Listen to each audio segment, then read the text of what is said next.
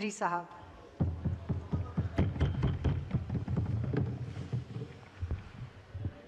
बहुत शुक्रिया मोहतरमा स्पीकर साहिबा।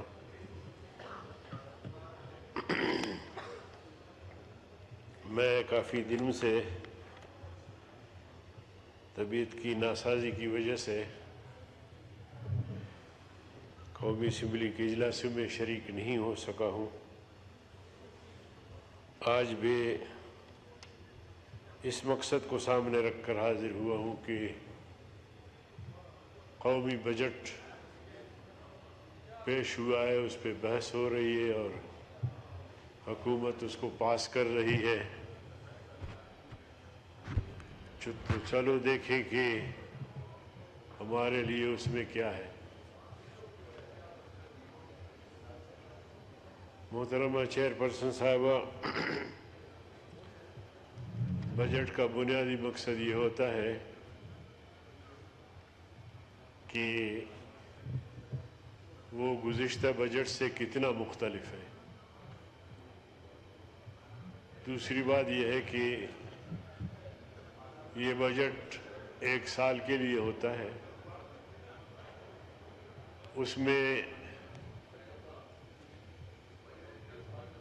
पब्लिक के लिए क्या है, नौजवानों के लिए क्या है, बेरोज़गारों के लिए क्या है और जो पसमानदा इलाके हैं उनकी तरक्की के लिए क्या इक़दामात किए जा रहे हैं। मैं आपका वक्त ज़्यादा लेना नहीं चाहूँगा, लेकिन इतना ज़रूर अर्ज़ करूँगा कि बलूचिस्तान से मेरा ताल्लुक़ है और मेरे हलके में 3 डिस्ट्रिक्ट हैं और 250 किलोमीटर लंबा 250 किलोमीटर उस हलके की लंबाई है और तकरीबन 150 किलोमीटर उसकी चौड़ाई है। और पसमानदगी का आलम यह है कि बहुत सारे जो इंसानी ज़रूरियात हैं वहाँ मफकूद है। यहाँ तो कहा जाता है कि पाकिस्तान 4 सूबों पे मुश्तमिल है या पाकिस्तान 4 भाई है और सबके हुकूक बराबर हैं। प्राइम मिनिस्टर साहब से मैं और मेरे दोस्त भाई जनाब बादिनी साहब 2 मरतबा हम मिले और हमने उनसे रिक्वेस्ट की कि जनाब ठीक है हम अपोजिशन में हैं, लेकिन हमारी पब्लिक का, इलाके का क्या कसूर, क्या जुर्म कि ये 3 साल गुजर गए उनके लिए 1 रुपए भी आप नहीं दे रहे। उन्होंने हमें जवाब दे दिया और आज तक हमें यहाँ से 1 रुपए भी मुयस्सर नहीं हुआ। फिर मैं बलूचिस्तान की बात करूँ, यहाँ मोटरवे की बात भी हुई। आप यकीन जानिए, मैं दावे से कहता हूँ अगर मेरी ये बात गलत साबित हो जाए तो मैं पार्लियामेंट की रुकनीत से भी इस्तीफ़ा दे दूँगा और सियासत से भी दस्तबरदार हो जाऊँगा। मोटरवे हर जगह बन रहे हैं, कहीं ज़्यादा कहीं कम। बलूचिस्तान पाकिस्तान का आधा हिस्सा है। 1 किलोमीटर भी मोटरवे कोई भी मुझे दिखा दे, बस मैंने जो बात कही आपसे मैं उस पर अमल करूँगा। बलूचिस्तान के साथ इस कदर जुल्म और ज़्यादती, यूब से लेकर कराची, इस शाहराह का 3 मरतबा इफ्तिताह हुआ है, बल्कि संग बुनियाद रखा गया। मियाँ नवाज शरीफ साहब, उनके साथ मौलाना फजल रहमान साहब, उसके साथ उस वक्त के आर्मी चीफ राहिल शरीफ साहब, संग बुनियाद रखा कि यहाँ से कराची तक मोटरवे होगा, छोटा सा मोटरवे 2 लाइन पर।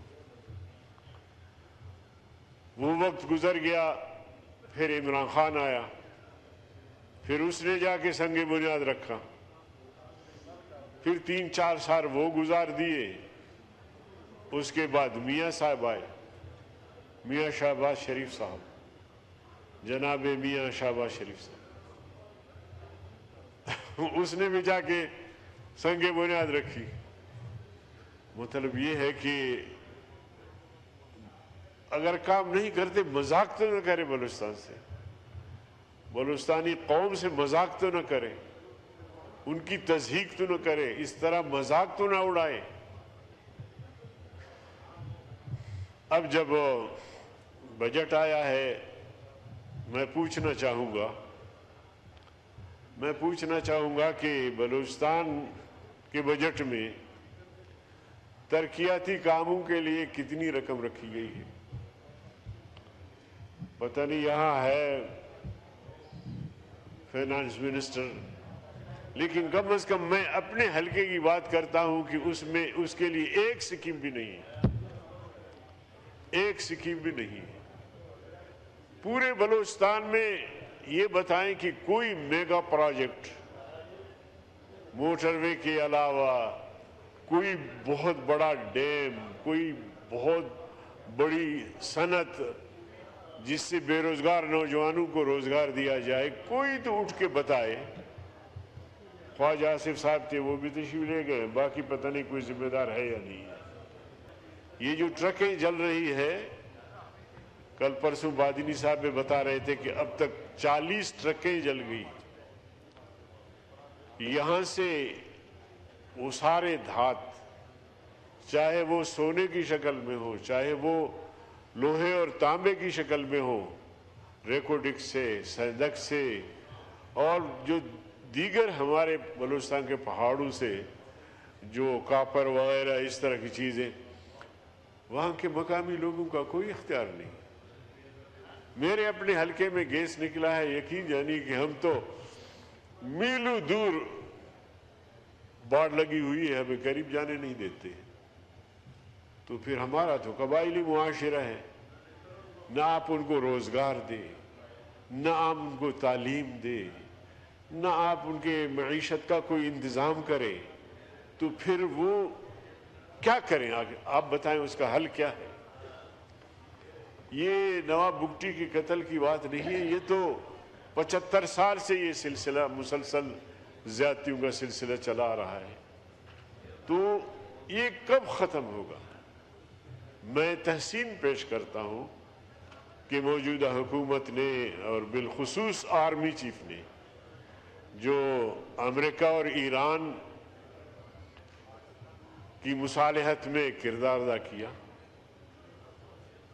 پہلے پاکستان کا قد بڑھا انڈیا کے ساتھ جنگ میں، انڈیا کو شکست ہوئی، پاکستان کا قد بہت اونچا ہو گیا، اور اس کے بعد اس مصالحتی عمل میں جو کردار ادا کیا پاکستان، اس سے اور اونچا ہو گیا قد۔ لیکن اب ہم اونچائی پہ تو دیکھ رہے ہیں کہ عالمی سطح پہ جو ایک عزت ملی ہے وہ تو اپنی جگہ پہ، لیکن اپنے گریبان میں جھانک کے دیکھیں کہ صوبہ خیبر پختونخوا کی کیا صورتحال ہے، بلوچستان کی کیا صورتحال ہے، اور سندھ کے کچے کے علاقوں کے ڈاکو جو بادود چند ہے۔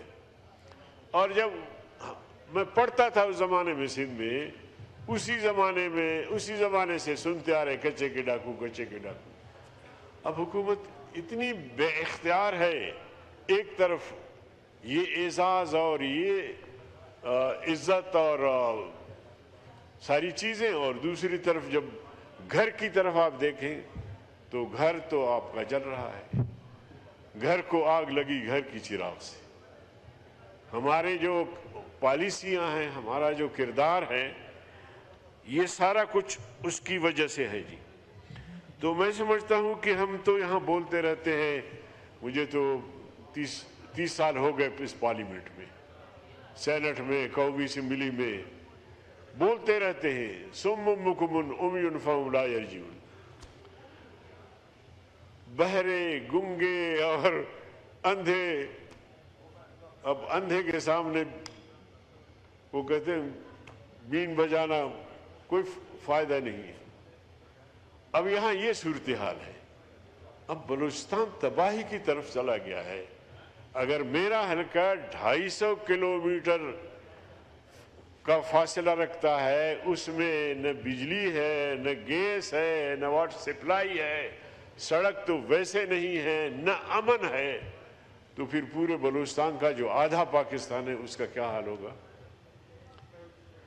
تو یہ بڑے سنجیدہ مسائل ہیں جن کا ہم ذکر کرتے ہیں، کوئی جذبات سے ہٹ کر جو حقائق ہیں۔ اب وہ وزیر اعظم صاحب فرماتے ہیں کہ ہم 4 بھائی ہیں، ٹھیک ہے جی 4 بھائی ہیں، تو 4 بھائی ہیں تو پنجاب بڑا بھائی ہے، تو پنجاب بڑا بھائی ہے تو پھر بڑے بھائی ہونے کا ثبوت بھی دینا، یا صرف موٹر وے، صرف یہ ترقیاتی کام پنجاب میں ہو، آپ خیبر پختونخوا میں داخل ہو جائیں تو ایک آدھ جگہ کے علاوہ بدمنی ہے پورا بارڈر تک۔ بلوچستان میں تو کہیں آپ کو موٹر وے نہیں ملے گا، اور سندھ کا بھی یہ حال ہے جو آپ کے سامنے رکھا، سکر تک موٹر وے اس سے آگے نہیں ہے۔ میں تو حیران ہوں پیپلز پارٹی پہ کہ حکومت کا حصہ ہوتے ہوئے وہ بھی رونا رو رہے ہیں۔ تو حکومت میں شریک ہو، حکومت کا حصہ دار ہو، تو کم از کم تمہارا کردار تو ہونا چاہیے۔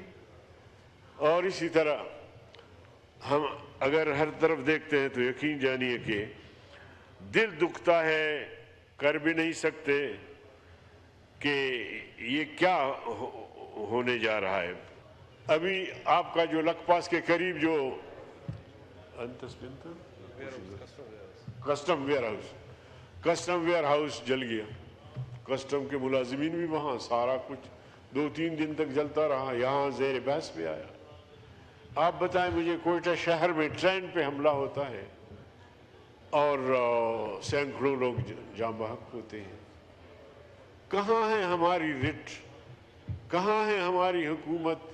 یہ جو سارا پیسہ اگر ہم غریبوں پہ خرچ کرتے، اپنے سڑکوں پہ خرچ کرتے، لوگوں کو پانی دیتے، لوگوں کو خوراک دیتے، مہیا کرتے، تو شاید لوگ کسی درجے میں مطمئن ہوتے۔ تو یہ ساری تباہی اور بربادی ہو رہی ہے، ہم اپنے آنکھوں سے دیکھ رہے ہیں، یقین جانیے ہمیں برداشت نہیں ہو رہا، دل دکھتا ہے، لیکن کہیں تو کس کو کہیں۔ اور مجھے خدشہ ہے کہ جو بلوچستان کی صورتحال ہے، یقین جانیے یہاں کسی کو اس کا ادراک بھی نہیں ہے، چونکہ ہمارا تو گھر ہے، ہمارا علاقہ ہے، کبھی کبھار آنا جانا بھی ہوتا ہے۔ یہی خیبر پختونخوا کی صورتحال ہے۔ اب اس صورتحال کو ہم اس طرح، اگر مذاکرات امریکہ کے کامیاب ہوتے ہیں، افغانستان سے کامیاب ہوتے ہیں، تو ان کے ساتھ بھی سر جوڑ کے بیٹھو، کوئی سنجیدہ مذاکرات، کوئی بامقصد مذاکرات، کوئی ایسا راستہ، کوئی ایسا حل نکالو تاکہ پاکستان میں امن آ جائے۔ والسلام علیکم۔ بہت شکریہ آپ کا، تھینک یو سو مچ۔